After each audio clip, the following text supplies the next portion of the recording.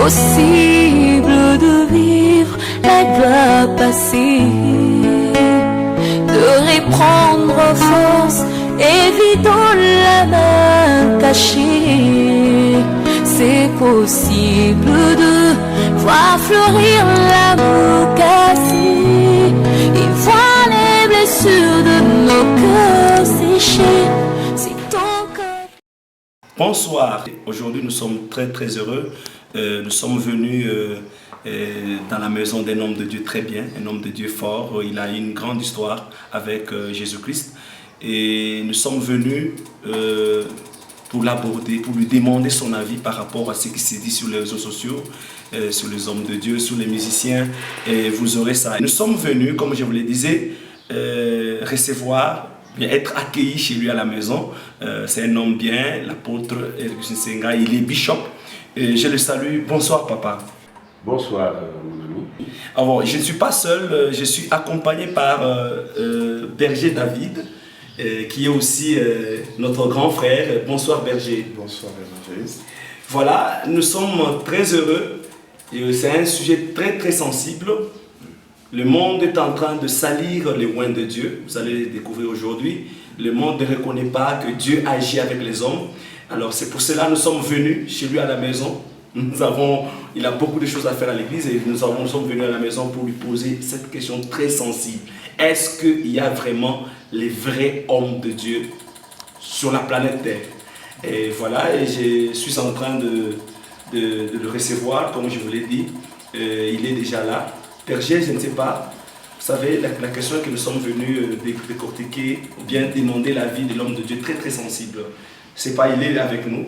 Oui, déjà... Comme vous venez de le dire, vous savez, il y a beaucoup de choses qu'on est en train de dire par les personnes qui se racontent, même sur les réseaux sociaux. Surtout sur les réseaux sociaux. Sur les réseaux sociaux, donc on confond toujours le vrai et le faux. Donc, tellement que les gens confondent, il n'y a plus le vrai, il n'y a que le faux. Tout ce qui brille est faux. Voilà. Alors on est là pour poser la question à l'homme de Dieu, afin qu'il puisse nous donner son point de vue sur ce que les gens sont en train de raconter, de parler. Alors nous voulons avoir son opinion, parce que le monde a besoin de connaître son opinion. Le monde international ou national, il veut connaître quels sont vos points de vue par rapport à ce que les gens sont en train de dire. Est-ce que tous les hommes de Dieu, que ce soit les chantres, les musiciens, qui brillent aujourd'hui, qui montent en flèche, on les taxe même toujours. Le miracle aussi. Oui. Les hommes de Dieu qui opèrent des miracles, on les taxe toujours de faux. Quels sont vos points de vue, hommes de Dieu? Ok, merci beaucoup. Je suis content d'aborder ce sujet. C'est vrai, même moi je le constate pour le moment sur les réseaux sociaux. J'ai suivi quelques cassettes ces derniers temps où je vois beaucoup de ceux-là qui se disent être prophètes et qui citent même le nom énormément des hommes de Dieu, des musiciens chrétiens, disant qu'ils sont faux et qu'ils sont dans les histoires. Écoutez, vous devez savoir que ces choses n'ont pas commencé aujourd'hui. Ces choses ont commencé il y a vraiment longtemps, où on a taxé tous ceux-là qui s'élevaient pour servir le Seigneur. Et vous allez voir même dans le Nouveau Testament, notre Seigneur lui-même que nous adorons aujourd'hui, lui que nous sommes en train d'élever aujourd'hui, que nous prêchons pour dire au monde d'accepter Jésus-Christ comme Seigneur et Sauveur, mais il a été taxé de Belzéboul. Alors le problème est de savoir ceux qui ont taxé Jésus de Belzéboul, de quelle obédience ils étaient, de quelle appartenance spirituelle ils étaient. Si vous suivez, c'était eux qui étaient dans le monde du diable, qui étaient dans le camp du diable, mais qui taxaient Jésus-Christ d'info de Belzébul. Vous savez, quand on parle de Belzébul, ça veut dire que c'est le chef des démons. Démons, exactement. C'est le chef des démons. Alors, vous croyez qu'à ce temps-là, ce n'était pas facile, hein? C'est aujourd'hui parce que nous lisons la Bible. Quand on dit que Jésus était Belzébul, nous trouvons cela comme étant peut-être une histoire, comme une plaisanterie. Mais c'était très sérieux. Jusqu'à ce que le Seigneur leur a posé la question, mais si moi je travaille avec Belzéboul, mais vos enfants, avec quel esprit ils travaillent pour chasser les démons? Donc vous comprenez que c'était très sérieux. Et finalement, Jésus a même dit Il dit que si moi, les bois verts, on me fait ça, mais même vous, mais que dire de vous qui êtes les bois secs? Donc c'est pour dire que ça n'a pas commencé aujourd'hui. On a toujours taxé le vrai serviteur de Dieu de faux par ceux qui sont faux. Ça, il faut bien retenir. C'est le faux qui taxe le vrai des faux. Wow. Alors si vous vérifiez, très bien, c'est comme ça. Ça se passe même dans des familles. Hein. Oh là là. Dans une famille, lorsque dans une famille, quelqu'un, Dieu lui donne l'occasion d'avoir un peu de moyens. Lorsque Dieu bénit quelqu'un dans la famille, et que la plupart de ceux qui sont dans la famille n'ont rien, ils vont se demander comment nous n'avons rien, mais lui a quelque chose. Donc cela veut dire qu'il doit avoir touché à quelque chose. Donc souvent ça se dit comme ça. Alors lorsque vous suivez, ça peut être soit la jalousie, ou soit l'incompétence. Quelqu'un qui ne sait pas chercher de l'argent, ça, je suis dans le monde des affaires. Je suis dans le monde tout court. Pas dans le monde chrétien, mais d'abord dans le monde tout court. Vous allez voir que ça se dit toujours. Exactement. Lorsque quelqu'un est élevé dans un milieu de pauvres, on les taxe toujours de quelqu'un qui a touché à quelque chose. Mais en vérité, ce n'est pas ça. Il y a aussi d'autres qui peut-être il a essayé de te combattre, il trouve qu'il n'arrive pas à te détruire. Exactement. Il sera la première personne qui va te taxer de quelqu'un qui doit avoir un pied dans le ténèbres. Pourquoi? Parce que lui, il croit que comme lui est dans le monde des ténèbres, personne ne peut monter ou personne ne peut être invulnérable s'il n'est pas dans le monde des ténèbres comme lui. Exactement. Donc vous comprenez que c'est ce qui se passe généralement. Et c'est là dommage que c'est arrivé dans le monde chrétien. C'est la stratégie du diable. Wow. Je vous dirais tout simplement que c'est une stratégie du diable qui cherche à tout prix, à empêcher le païen à venir dans les églises. Voilà. C'est une stratégie. Surtout ça. Pour empêcher, parce que maintenant, tous les non-croyants croiront que tous les hommes de Dieu sont faux. Exactement. Et ils n'auront pas la possibilité de vérifier pour savoir si ce qu'on dit là est vrai ou bien faux. Deuxième stratégie, c'est décourager les hommes de Dieu. Décourager le serviteur de Dieu. Ceux qui servent Dieu, qui ont tout abandonné pour servir le Seigneur, c'est une façon, c'est un défi pour les décourager, afin qu'ils ne continuent pas. C'est vrai, je ne suis pas porte-parole du diable, ou je ne suis pas en train de faire l'avocat de ceux-là qui sont dans le monde des ténèbres. Parce que dans tout le milieu, dans tous les domaines, il y a toujours le faux et le vrai. Exactement. Ça, il ne faut pas ignorer. Et c'est vrai quand on dit qu'il y a des hommes de Dieu qui sont trempés dans des histoires, ou bien des missions chrétiens qui sont trempés dans des histoires, je ne sais pas.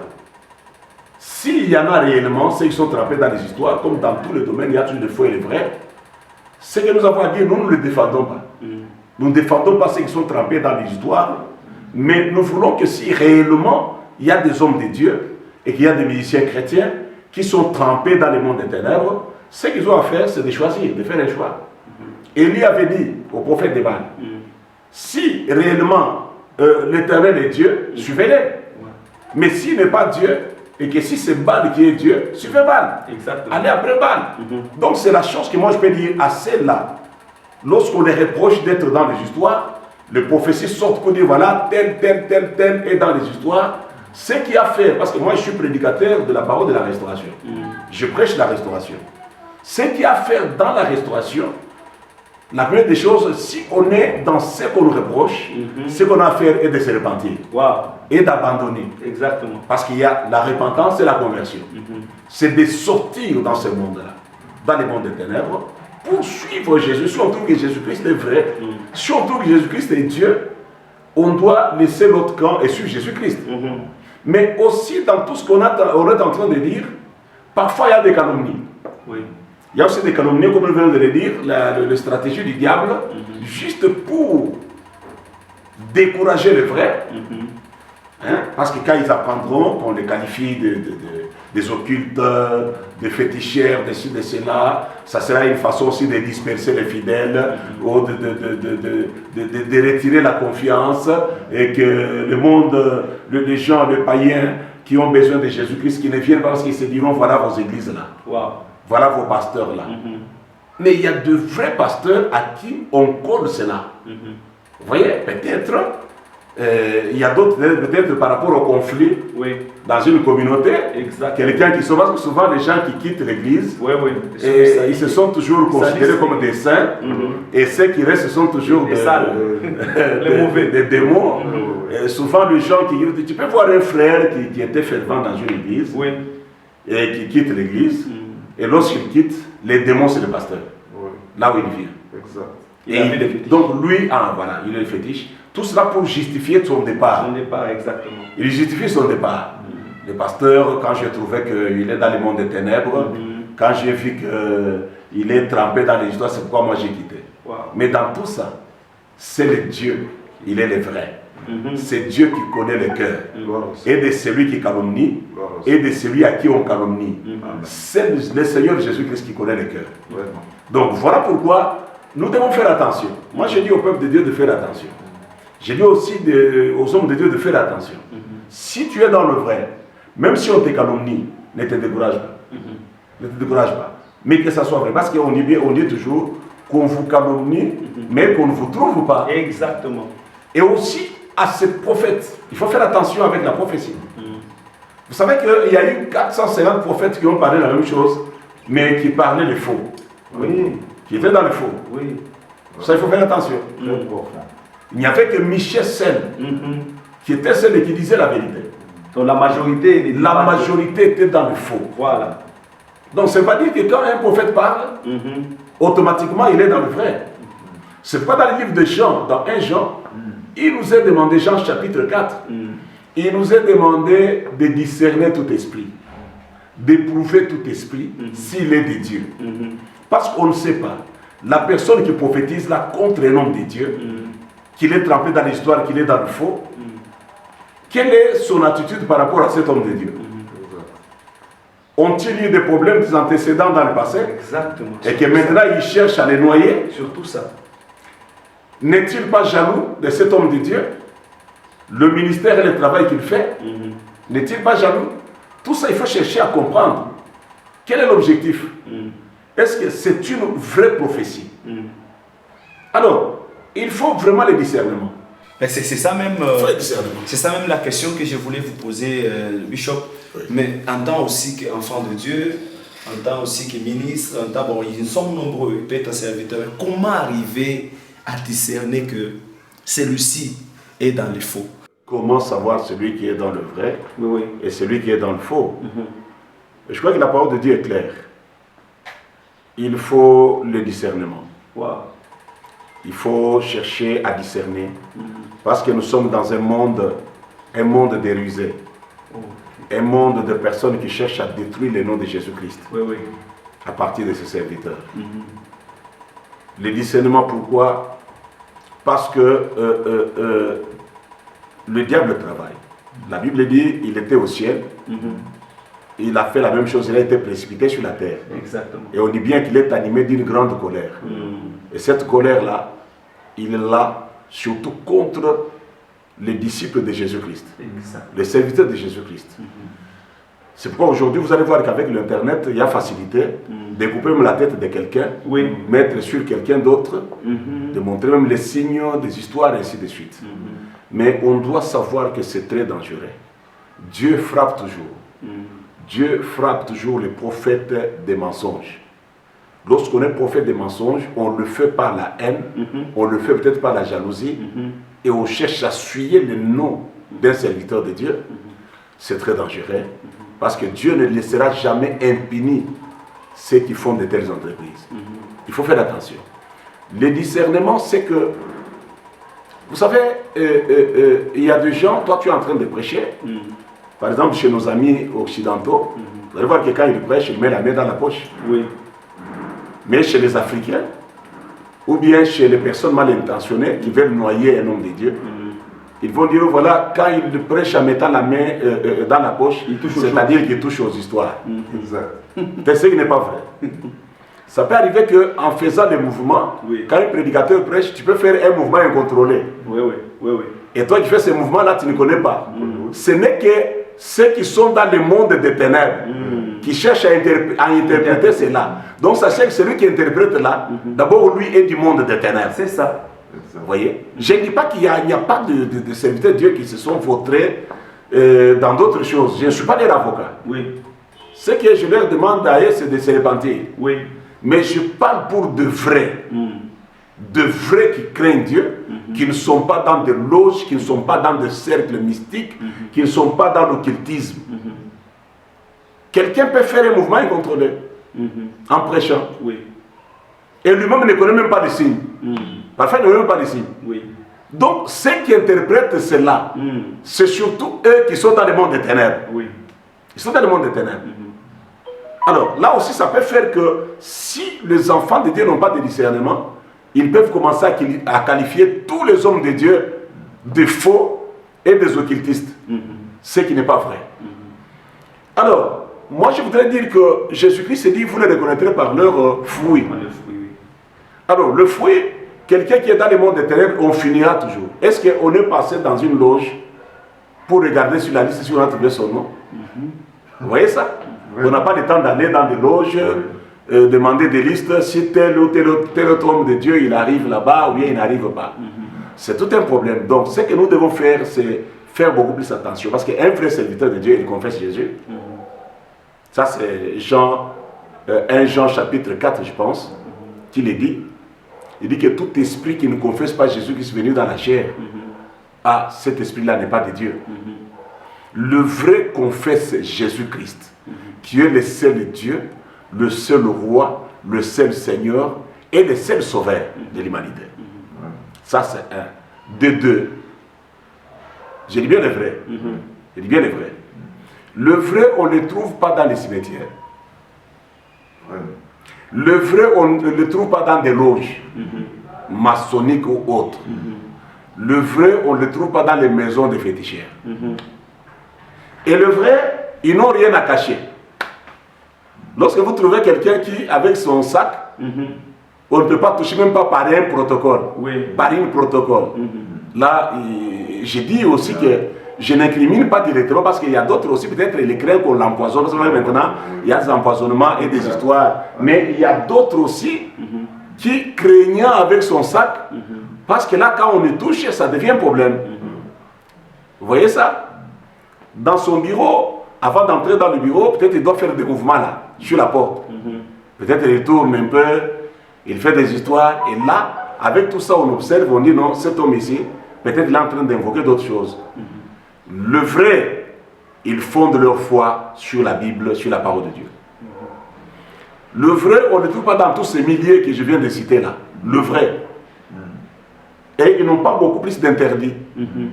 Vous voyez? Oui, oui. Alors, lorsqu'il y a des interdits, là où pour entrer dans le bureau, on entre par le dos, par derrière, vous voyez ça? Oui. C'est compliqué. Les mouvements louches. Ah, les mouvements la louche. Ils doivent avoir des mêmes couleurs de mouchoirs, par exemple. Il n'y a que des mouchoirs rouges. Donc, il y a bien des signes là. Vous comprenez que peut-être on peut voir cela, mais il y a d'autres aussi parfois qui peuvent avoir des habits comme aujourd'hui. Vous voyez quelqu'un qui ne porte que la couleur bleue, chaque fois bleu, bleu, bleu, bleu, bleu, bleu, bleu. On ne sait pas si c'est la préférence ou bien c'est quoi. Mais en toutes les choses, nous devons éviter de juger lorsque nous n'avons pas la précision et lorsque nous n'avons pas l'assurance de ce qu'est cet homme-là. Et aussi l'homme de Dieu. Là, nous attirons le châtiment de Dieu sur nous-mêmes. Il faut faire attention. Et aussi l'homme de Dieu, aussi par rapport aux enseignements. Oui. On peut connaître le faux par rapport aux enseignements. Ah oui, oui, par rapport aux enseignements. Oui.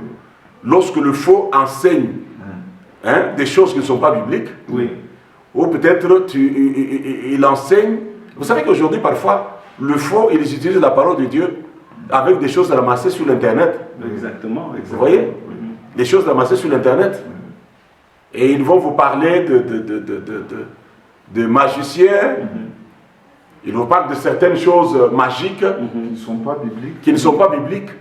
Là, il faut vraiment éviter. Il y a beaucoup de choses qui ne sont pas exhaustives. Chez les faux, on peut voir cela. Mais ici, notre problème, c'est quoi? Est-ce qu'on doit brandir le faux chaque jour au lieu de brandir le vrai? Oui. Donc là, c'est compliqué. Lorsqu'on brandit beaucoup plus le faux, sachez qu'il n'y a que ces deux choses que je viens de vous dire. Soit on a l'intention d'amener beaucoup de gens qui sont dehors dans l'incrédulité pour qu'ils ne viennent pas dans les églises. C'est aussi un seul travail que nous faisons. Parce qu'en brandissant toujours le faux, le faux, le faux, je le dis, dans tous les domaines de la vie, il y a toujours de faux et de vrais.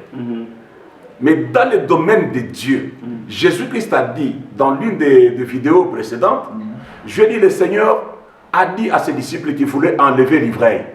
Il a dit quoi? Laissez le tout croître ensemble. Il y a un temps où les anges de Dieu eux-mêmes viendront faire la part des choses entre le vrai et le faux. Pourquoi? Nous sommes dans un temps où l'évangile doit être prêché pour que les âmes soient gagnées. Maintenant, dans tout ce que nous présentons, si chaque jour, et d'ailleurs, vous savez, j'ai suivi des vidéos où j'ai trouvé une contradiction terrible. J'ai suivi un autre prophète qui citait le musicien chrétien. Il est cité par leur nom. Il a dit, voilà, parmi les faux, tel. Il donne la liste. Il donne la liste. Et l'autre vient, je suis une autre vidéo, je trouve dans cette vidéo-là, l'autre, lui, parmi les faux qui ont été cités là, l'autre dit, voilà, je vais vous présenter les vrais, parmi les musiciens chrétiens. Et il cite le nom de celui qui a été cité comme étant le faux. Vous voyez la confusion? Et là, maintenant, les enfants de Dieu, comment ils vont, sur quel pied ils vont danser? Ça devient compliqué. Et moi, aussi l'homme de Dieu, oui. Vous ne trouvez pas que ce travail-là de faux, oui. Il y a aussi certains hommes de Dieu qui travaillent pour détruire aussi les autres. Il y a des hommes de Dieu qui ont construit leur église si le ministère seulement de détruire les hommes de Dieu. Voilà. Taxer les autres, montrer aux autres, voilà qu'elle est là, il est faux. Que dites-vous de ce genre de hommes de Dieu? Ou soit aussi, je vous ajoute pour dire, le bishop, il y a ceux-là aussi qui n'ont pas de dons que l'autre exerce. Voilà. Il n'a pas les dons là, mais il fonde maintenant sa haine sur parler du mal de ceux-là qui exercent un don que lui n'a pas. Donc dans le même sens que le berger. C'est vrai ce que vous dites, c'est ce qui se passe présentement. C'est pourquoi je dis au départ que nous devons savoir d'abord l'attitude de la personne là qui accuse les autres de faux. Exactement. Hein? Il faut essayer de voir leur environnement historique. Et ils ont commencé où? Et n'étaient-ils pas ensemble à un certain moment? Et qu'en quittant, parce que souvent c'est là qui quittent, lorsqu'ils veulent détruire ce qui reste, ils brandissent toujours cette fibre-là d'occultisme, de fétichère, de ceci et de cela. Et vous savez, ceux qui construisent leur ministère en détruisant les ministères des autres, ils auront toujours un salaire. Parce que Dieu, c'est un Dieu qui attribue à chacun son salaire, selon les œuvres, selon ce qu'il est en train de faire. Alors, c'est pourquoi je vous ai dit qu'il y a des gens qui étaient dans une même communauté, même dans une même église, quand ils quittent, par jalousie, il peut dire que tel, il exerce ceci ou cela, juste pour justifier son départ. Et l'autre, par jalousie, comme vous venez de le dire, des dons des autres ou des ministères des autres, ils peuvent les taxer de fétichères, des occultes, ainsi de suite, juste dans le but de les détruire et de dépouiller son église. Vous voyez, c'est la haine tout simplement. Et ces gens qui font un tel travail sont aussi les faux. Et beaucoup ne comprennent pas. Si aujourd'hui les enfants de Dieu peuvent vraiment méditer, réfléchir et discerner, quand quelqu'un te dit tel est faux, cherche à entrer aussi dans la vie de celui qui dit que tel est faux, si lui est vrai. Si lui est vrai. Mais parce que le faux ne peut pas qualifier l'autre de faux pendant que lui-même est faux. Vraiment. Il faut que ce soit le vrai qui peut qualifier l'autre de faux parce que lui est dans le vrai. Exactement. Donc nous devons faire beaucoup d'attention parce qu'aujourd'hui il y a même la haine, il y a la jalousie, même parmi les musiciens chrétiens. Moi je ne suis pas musicien chrétien, mais nous devons dire la vérité. Parmi les musiciens chrétiens, il y a des jeunes là, et des musiciens que Dieu peut utiliser puissamment, qui peuvent bien chanter, et vous sentez qu'ils ont l'onction quand ils chantent, et ils sont acceptés. Alors, par la haine, tu verras seulement quelqu'un qui se réveille un matin pour dire non, voilà, Dieu m'a montré. Dieu m'a parlé. Ah, mais aujourd'hui, c'est un problème. Aujourd'hui, c'est un problème. On engage Dieu, même dans les faux. On engage Dieu. Quel courage. Juste pour ça, le besoin de nuire à quelqu'un d'autre, à détruire quelqu'un d'autre devant Dieu. Donc, ça arrive comme ça. On ne construit pas l'église en détruisant l'autre ou en pointant l'autre comme étant un diable, comme étant Satan. Non. Quel travail nous faisons? Quel travail nous faisons? Et même si par exemple Dieu t'a parlé, t'a montré que tel est faux, quelle démarche tu fais? Exactement. Voilà. Quelle démarche tu peux faire? Voilà. Il faut prier pour lui. Oui. En cachette d'ailleurs. On ne peut pas monter sous le toit et commencer à crier dans toute la ville, chercher des caméramans. Venez, je vais vous parler de faux. Émission spéciale. Voilà, émission spéciale, je vais vous parler de faux. Et vous allez voir, la fin de tels gens est toujours mauvaise. La fin sera toujours mauvaise.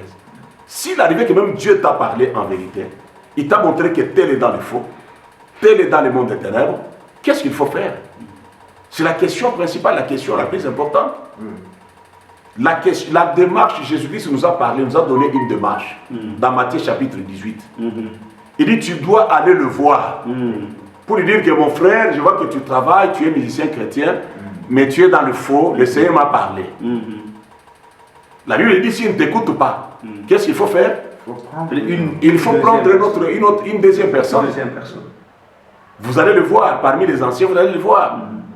Voilà mon frère, tu chantes bien, tu travailles bien, tu prêches bien, tout ça tu le fais bien.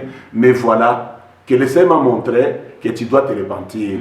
Tu es dans un camp qui n'est pas bon. Et puis des choses vraies. Ah, et ça doit être vrai. Et non, j'ai comme si... Pas des choses là, des choses bizarres. Des soupçons, oui. Non, il faut le voir. Ce que Jésus dit dans Matthieu 18. Je crois à partir de verset 14, 15, quelque chose comme ça, il descend. Il dit, tu dois le voir. D'abord toi-même avec lui. Chapitre 18, verset 15, la Bible dit, si ton frère a péché, va et reprends-le entre toi et lui seul. S'il t'écoute, tu as gagné ton frère. Voilà. Mais s'il ne t'écoute pas, prends avec toi une ou deux personnes afin que toute l'affaire se règle sur la déclaration de 2 et de 3 témoins. Voilà. Voilà, c'est... Ajoute. Le verset 17. S'il refuse de les écouter, dites-le à l'église. Voilà. S'il refuse aussi d'écouter l'église, qu'il soit pour toi comme un païen et un publicain. Voilà. Donc vous comprenez que la démarche est claire. Le Seigneur Jésus-Christ qui est le chef de son église, il a donné une démarche. Wow. Tu trouves que ton frère, Dieu te révèle. Parce que d'abord, vous devez savoir que quand Dieu te révèle, tu ne parles d'une personne, c'est une charge qu'il te donne. Wow. C'est un fardeau. Oh là là. Pourquoi Dieu vient te montrer seulement à toi? Voilà. Même si tu es prophète, même si tu n'es pas prophète. Quand Dieu vient te montrer tel pasteur, tel musicien chrétien, qui est dans le faux, et le faux, on doit le savoir, ça ne doit pas être sentimental. Wow. Qu'est-ce que Dieu t'a dit? Il est faux dans quoi? Oh, il est occultiste. Il a des fétiches. Ou bien il marche très mal dans l'opidicité, ou bien dans d'autres choses. À vous deux, vous voyez, tu lui dis ce que Dieu t'a parlé. S'il ne t'écoute pas, on dit qu'il va trouver quelqu'un d'autre. S'il ne comprend pas, va voir l'église. Bishop, c'est ça l'amour, non? C'est ça l'amour, c'est ça l'amour. Alors, si il n'écoute pas l'église, ça va le considérer comme un païen. Oui. Mais aujourd'hui, ce n'est pas le cas. Ah là là. Tout le monde maintenant est prophète. Oui. Dieu m'a parlé. Allez, il appelle les caméramans. Apportez des caméras. Dieu m'a parlé concernant tel pasteur. Dieu m'a parlé concernant tel musicien. Ça, c'est une entreprise du diable. Faites d'abord ce que Jésus demande. Même lui écrire, tu peux écrire. La Bible a tout réglé alors. Tu peux lui écrire. Pour dire, voilà l'homme de Dieu. Ce que Dieu m'a parlé, ce que Dieu m'a montré. Bishop aussi, il faut... Et vous lui parlez avec amour. Et aussi manière bien. Et la manière de lui parler. Oui, oui. Je ne peux pas y aller avec orgueil. Vous allez voir, les gens vont mourir. Tel pasteur va mourir maintenant, tout ça. Non. La Bible dit, je cherche quelqu'un qui doit se tenir à la brèche. Wow. Pour m'empêcher de détruire le pays. Vraiment. Ça, c'est Dieu. Ça, il ne voit pas. Vous savez qu'Abraham a intercédé pour son frère Lot. Oui. Quand il s'est trouvé à Sodome et Gomorrhe. Vraiment. Il a prié. Et même quand Dieu était décidé d'aller brûler Sodome et Gomorrhe, Abraham a commencé à intercéder. Il dit, Seigneur, s'il y a 10 justes, il a commencé par 50, 40, tout ça, ainsi de suite. L'amour. L'amour. Que les gens ne se fâchent pas contre moi. Moi, je suis prédicateur de la restauration. Exactement. Dans la restauration, nous croyons que ce n'est pas encore fini. Dieu peut relever celui qui est tombé. Et ils ont une chance. La Bible dit, un arbre a de l'espérance que sur les coupés, dans Job 14, il n'est pas encore reverdi. Amen. Il n'est pas encore poussé des rejetons. Amen. C'est ça le ministère de Jésus-Christ. Alléluia. Il dit que je suis venu pour chercher et récupérer ce qui est perdu. Jésus n'est pas venu pour tuer. Wow. Même si tu as montré que tel serviteur de Dieu, je vais le tuer. Oui. Mais quel est ton travail? Moïse s'interposait entre Dieu et les hommes. Il disait à Dieu, non, ne le tue pas. Que dira le païen? Mais aujourd'hui, ce n'est pas ce que nous voyons dans les réseaux sociaux. On attend même la mort pour justifier. On attend la mort pour justifier que Dieu m'a parlé. On dirait qu'ils sont en train de jouer le ministère de Jonas. Ah mais oui. En train d'attendre Voilà. voir comment Ninive... Pour voir comment les gens vont mourir. C'est pas comme ça. Dieu lui a dit non, va parler à Ninive. Voilà. Que ces gens-là se répandent. Mais on n'a pas besoin seulement. Si Jonas a parlé, a tourné dans toute la vie, il dit mais encore quelques jours, Dieu va tuer. Pardon. Mets-toi à la brèche, tiens-toi à la brèche, prie pour que Dieu ne détruise pas. Hein? Donc, ces gens-là, ce sont de... Vous voyez dans la vallée des ossements desséchés, Dieu a dit prie pour que l'esprit vienne et que le nez revienne. Ce n'est même pas les autres qui ont prié. Parle. C'est Ézéchiel qui devait parler. Mais quand il a parlé, il y a eu un mouvement et on dit que c'était une grande armée. C'était une grande armée. Seigneur. Tous ces gens-là, des serviteurs de mission chrétien, c'est des soldats de Christ. Que le diable peut chercher à renverser, à détruire. Alors ce qu'il faut faire, c'est faire la démarche que le Seigneur Jésus-Christ nous a donnée. Apprenez à leur parler. Apprenez à les appeler. Pour dire, mon frère, le Seigneur m'a montré. Et ça doit être vrai. Pas par la haine, la rancune, la jalousie, de dons et d'autres choses, non. Et effectivement, ce que l'homme de Dieu vient de dire, vous allez voir, même dans l'Ancien Testament. Nathan est allé voir David seul. Exactement. Et il a commencé par le proverbe là. Oui. Il dit, non, écoutez, un homme avait plusieurs brebis et l'autre n'en avait qu'une. Et lui, il a laissé beaucoup de brebis qu'il avait. Il est allé prendre une seule brebis de l'autre. Avec amour. Avec amour. Il dit, mais cet homme-là, qu'est-ce qu'il met? Non, il mérite la mort, il doit mourir. Il dit, mais cet homme-là, c'est toi. Vous voyez? Et directement, ça poussait David à se repentir. David s'est repenti. Bishop, vous voyez encore le cas d'Ézéchias. Les prophètes arrivent, les prophètes disent voilà, Dieu m'a envoyé pour te dire que non, arrange les problèmes de ta vie. Ils sont allés les voir face à face, ils leur ont parlé, ils ont dit non, écoutez. Mais vous voyez qu'Ézéchias a été sauvé.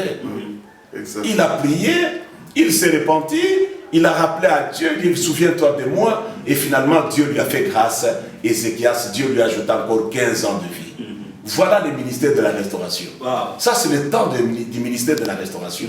Nous devons prêcher aux autres comment ils peuvent être restaurés, comment ils peuvent avoir encore une seconde chance.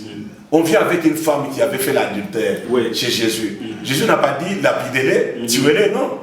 Vous voyez, la femme a été sauvée. Exactement. Donc, le ministère de la restauration, aujourd'hui, c'est le ministère qu'il faut dans le monde. Dans le ministère de la restauration, c'est-à-dire que Dieu donne encore une seconde chance. Voilà. Vous voyez? Pour que les gens vivent encore. Ils ont encore des choses à porter. Ils doivent prêcher la parole. Ils doivent prêcher l'évangile. Vous voyez? Que les méchants se répandent. Ce que Dieu veut, ce n'est pas la mort du méchant. Mais que les méchants se répandent et qu'ils vivent. Donc voilà ce qu'on voulait dire ce soir. Mais il y a aussi une parole d'encouragement. Nous voulons aussi vous demander à encourager certains hommes de Dieu, des musiciens chrétiens, qui sont victimes, qu'est-ce qu'ils peuvent faire, Bishop? Parce que nous sentons que tant que nous vous avons croisés, vous êtes parmi les vrais. Vous êtes parmi les vrais, mais il y a aussi les vrais qui souffrent. Il y a les vrais qui sont noyés à cause des dires de gens. Les réseaux sociaux ont brûlé beaucoup de serviteurs de Dieu vifs. Ils sont prêts à peut-être la relâcher. Bon, les gens parlent, qu'est-ce que vous leur dites? Merci beaucoup. C'est une question très importante.